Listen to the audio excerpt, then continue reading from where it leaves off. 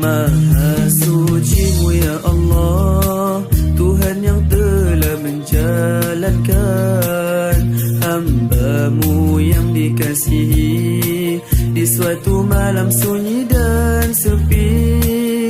Dari Masjidil Haram ke Masjidil Aqsa diberkati, ke langit tinggi menerima salat dari Ilahi,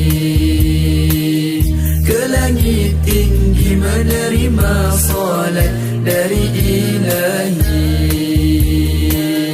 Ditemani malaikat Jibril yang setia,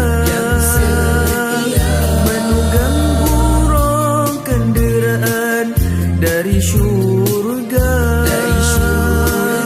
Jauh berjalan melihat ragam manusia, fenomena ummah disaksi berbagai rupa. Panduan hidup insan mulia, contoh teladan